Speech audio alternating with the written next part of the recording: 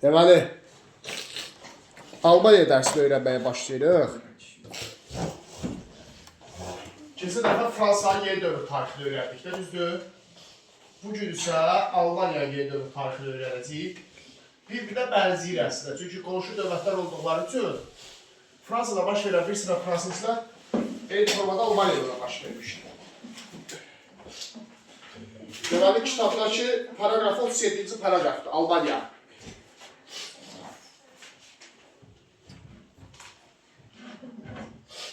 Kim mənə deyər, Albaniya krallığı nə vaxt yaranıb? 843 verdi. Verdi. Fransa, Almanya, İtaliya.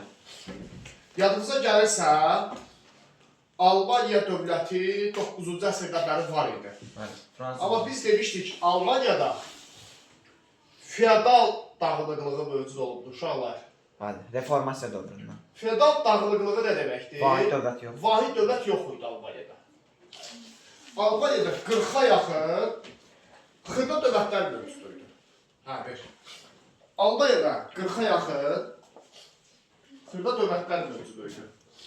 Məsələn, dövlət faili Baden-Württemberg krallığı Almaniyanın şərqində və yaxud Mainz krallığı var idi. Prusiya, Saksoniya, bunlar hamısı Alman dövlətləridir. Amma hamısı xırda dövlətli, özlüyündə ayrı dövlətlər idi. Bunların içində ən güclüsü Prusiya idi. Prusiya gücünə görə, hərbi gücünə görə, iqtisadi gücünə görə digərlərindən açıq şəkildə fərqlənirdi. Prusiya daha güclüydü. Albaniyanın birləşdirilməsi prosesini şəxsən Prusiya özü həyata keçiribdi. Yəni, Albaniyada Prusiya birləşdirəcək. Prusiya ətrafında birləşdirəcək Albaniya. Albaniyanın birləşməsi uşaqlar 3 mərhələdən ibarət olacaq. Birincisi olacaq Albaniya İttifaqı.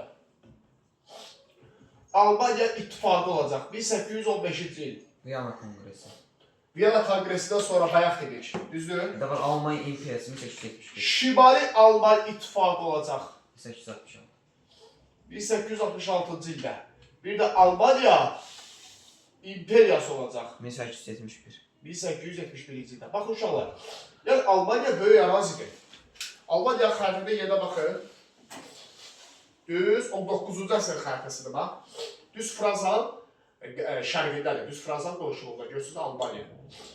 Düz Fransa tapacaqsınız, İngiltərə aşağısı Fransa. Fransa sağır Albaniyadır. Bir düşün, Albaniyada birləşdirilməsinə, vahid dövlət formalaşdırılmasına Albaniyada şəxsən Prusiya dövləti nəzarət edirdi. Prusiyanın ətrafında birləşəcək Albaniya. İndi Viyana Kongresi yadımıza gəlir. Neçənci ilə baş tutmuşdu? 1814-15. 1814-15 və bu Napolyon Bonaparte'ın Elba anasına sürgün olunmasından sonra keçirilmişdi. Viyana Kongresi, düzdür uşaqlar? Və Napolyondan sonra Viyana Kongresi zamanı orada bir Almaniya ittifaqı yaranıb Prusiya tərəfindən də. Yəni Prusiya dövlətinin hədiyyəsi olaraq. Çünki Prusiya qalib dövlətlərdən biri idi. Alman ittifaqı bütün Almaniya demək deyil. Təxminən bir 10 dənə, 12 dənə Almaniya, xırda Alman dövləti burada birləşmişdir, Prusiyanın ətrafında. Amma əhəmiyyətli cəhət odur ki, Prusiya yavaş-yavaş da olsa Almaniyanı birləşdirməyə başlayır. Başlayır. Albaniya birləşdirilməsi sürətlənir. Otto von Bismarck'ın dövründə belə deyil, 60-cı illərdən etibarən Albaniya birləşməsi sürətlənir. Deməli, belə bir adam var, Otto von Bismarck. Kansler. Avropa tarixində, həmçinin Albaniya tarixində çox məşhur biridir, həm də Almanlar tərəfindən sevilən biridir. 1862-1890-cı illər hakimiyyət dövründə Otto von Bismarck. Bu adam olacaq kansler. Kansler, baş nazir deməkdir Almaniyada. Hökumət başçısı. Otto von Bismarck'ın kansleri dövür. Dövləti idarə edən şəxsdir. Hökumət başçısıdır. Bir də Prusiyalı imperator var. Kaiser 1-ci Wilhelm. Bunlar deyilər Kaiser, yəni imperator.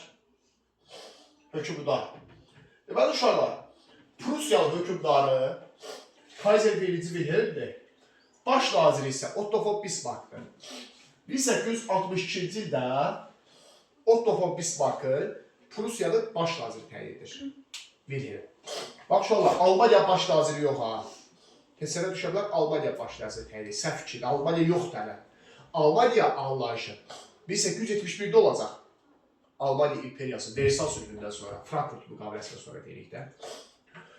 Burada hələ Prusiya gedir.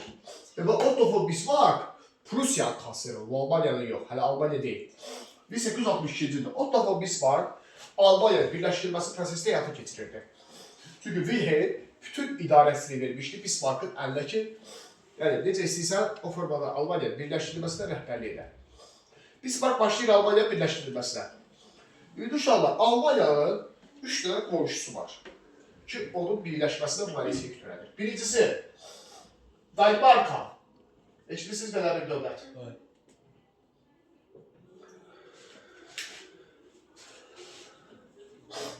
Bax, Almaniyanın düz üstündədir. Danimarka. Görürsünüz? Deyirlər Skandinaviya yarımadası. Yox, ada yarımadadır. Avstriya. O dövrdə dövlət vardı, Avstriya dövləti. Bax, Almaniyanın düz qonşuluğundadır. Xərtiyə baxın, yekə xərtiyə. Almaniyanın düz aşağısında. Üstündə Danimarka, aşağısında Avstriya bazarsa, Avstriyada. Bir də Fransa, qərbində. Bax, Almaniya qonşuları, Almaniya birləşdirilməsi istərdir uşaqlar.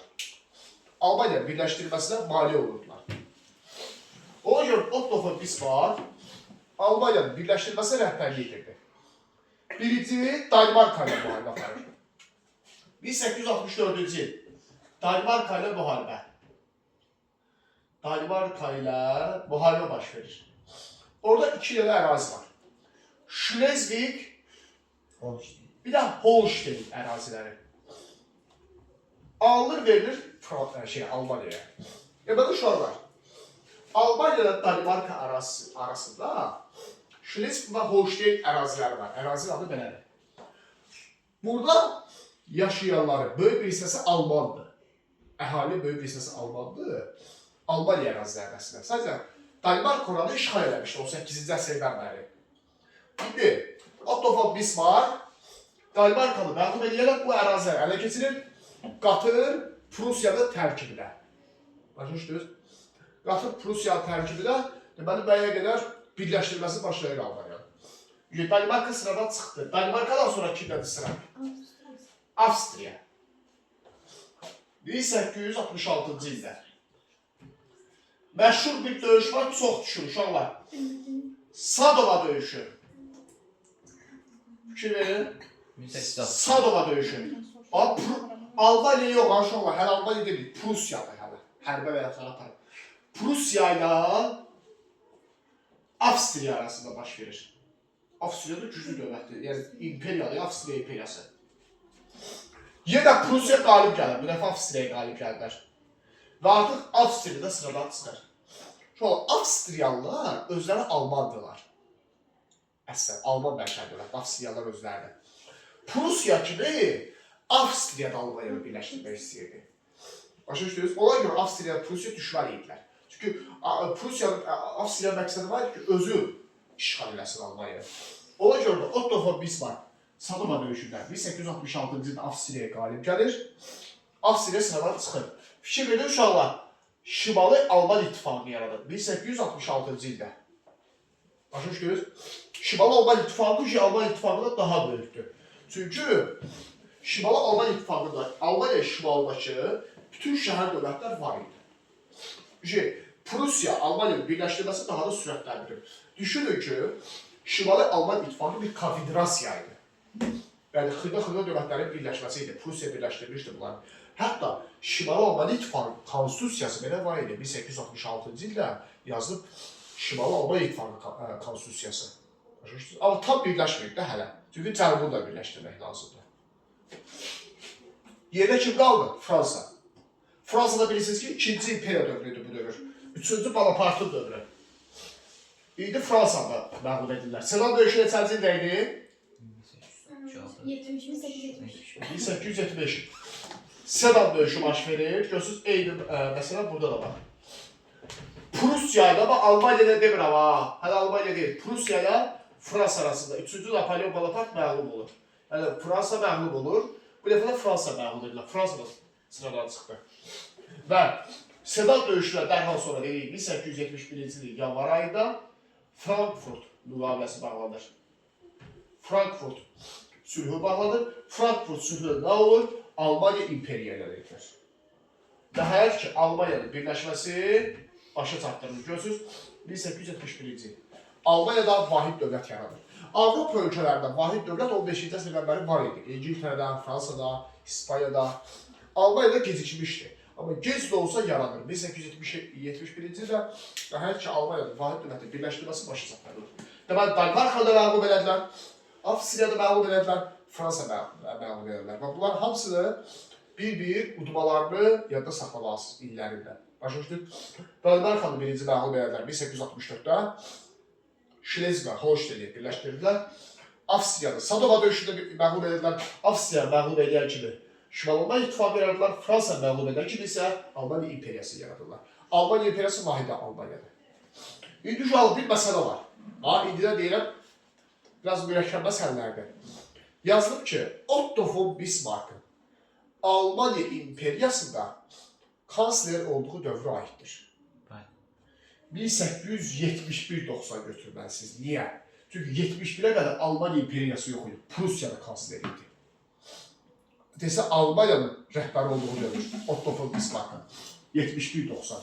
Sizə Sedan döyüşünü verə bilməz. Çünki Sedan döyüşünü Almaniya deyildi, Prussiya idi.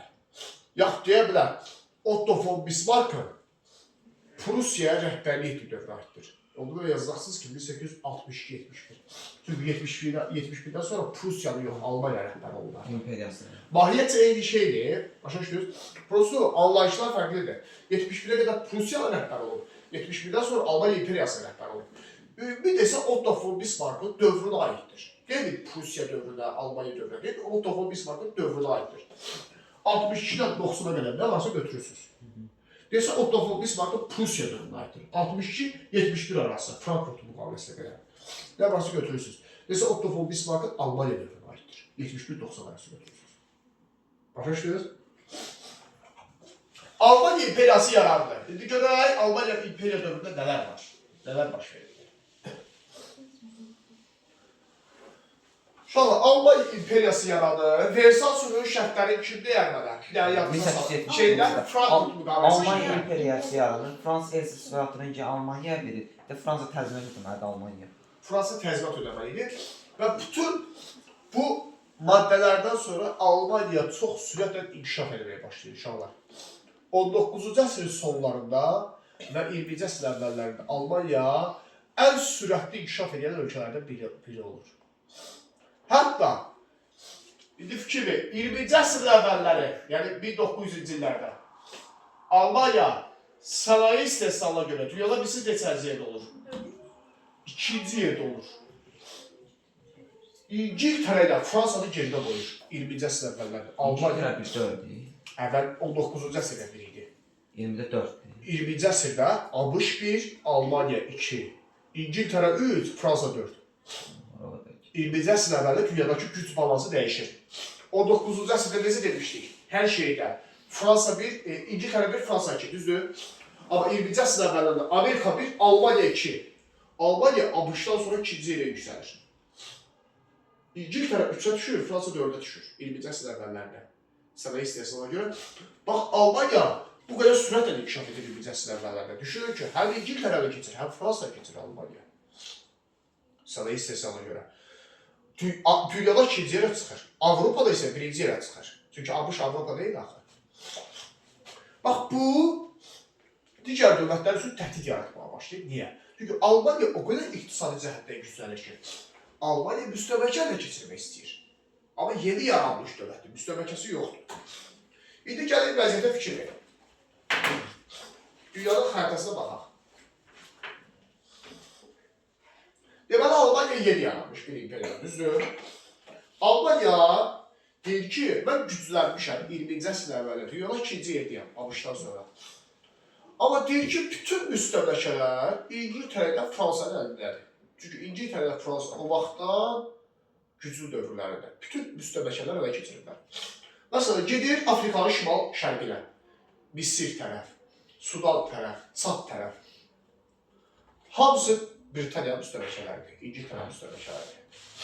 Afrikanın cənubuna düşür. İngiltərə müstəmləkələridir. Afrikanın şimal-qərbinə gedir, Fransa müstəmləkələridir. Latin Amerikasına gedir, ABŞ-ın nəzarət altındadır. Almanya deyir ki, bu nədir, siz dünyanı çoxdan bölüşdürmüşsünüz. Mən dünyada ikinci ölkə iqtisadi gücümə görə. Amma mənim heç bir müstəmləkəm yoxdur. Başa düşdünüz? Deməli, Almanya nə edir? Dünyanın bölüşdürülməsinə narazı qalır. Yəni, Almanya yenidən müharibə başlatmaq istəyir. Dünya müharibəsini hazırlaşır. Ki, dünya yenidən bölüşdürülsün. Deməli, dünya müharibələri nəyə deyilir? Dünyanı yenidən bölüşdürülməsi uğrunda baş verən müharibələr dünya müharibələri adlandırılır. Üçlər ittifaqı yaranır. Birinci Dünya müharibəsinə hazırlıq görülür. Üçlər ittifaqı. Yaxşı yadda saxlayın, 1882-ci ildə yaranır Üçlər ittifaqı. Almanya artıq 1880-ci illərdə Birinci Dünya müharibəsinə hazırlıq görür. Üçlər ittifaqı yaranır. Başında dayanır Almanya imperiyası. Üçlər ittifaqı başında Almaniyadır. Avstriya, Macaristan müttəfiqidir. Bir də İtaliya. Birinci Dünya müharibəsində bunlar müttəfiq olacaqlar. Baxın uşaqlar. Almanya, Avstriya, Macaristan və İtaliya. Bu üç dənə dövlət birləşərək Birinci Dünya müharibəsinə hazırlıq görürlər. Birinci Dünya müharibəsi dövründə müttəfiq olacaqlar. Almanya, Avstriya, Macaristan və İtaliya. 1882-də. Antalya nə vaxt yaranmışdı? 1904. 4-7.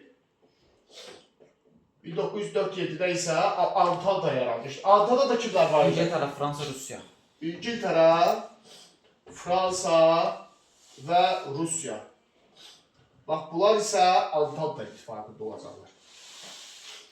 Üçlər ittifaqı Almanya, Avstriya, Macaristan, İtaliya, Antalya isə İngiltərə, Fransa və Rusiya.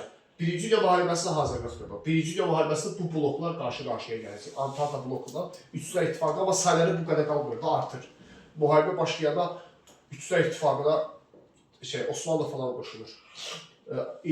Antalya, Amerika falan qoşulur. Böyük bir dünya müharibəsinə çekilir. İndi uşaqlar, Birinci Dünya müharibəsi ərəfəsində, 20-ci əsr əvvəllərində Almaniyanın bir planı var. Müharibə dövrünü hətta planını belə durur Almanya. 1905-ci ildə hazırlanır Schlieffen planı. Schlieffen planı hazırlanır və Almaniyanın Birinci Dünya müharibəsi dövrü üçün müharibə planıdır. Schlieffen Almaniyanın baş qərargah rəisidir. Alfred Schlieffen. Schlieffen planının məzmunu nədir? Müharibə 1914-də başlayacaq. Birinci Dünya müharibəsi. 9 il qalıb müharibə başlamasına. Yəni, müharibə necə bir plandır? Müharibə planı belədir ki, dünya müharibəsi başlayan ki, buna deyirlər Schlieffen planına, ildırım sürətli müharibə. İldırım sürətli müharibə planı. Almaniyanın Birinci Dünya müharibəsində həyata keçirdiyi Schlieffen planı. Amma uğursuz olacaq. Deməli, planın məzmununa baxın. Schlieffen planına görə müharibə başlayan kimi Almaniya müharibəyə sürətli başlamalıdır. Alman qoşunlarının bir hissəsi getməlidir Rusiyanın üstünə. Digər bir hissəsi getməlidir Fransanın üstünə.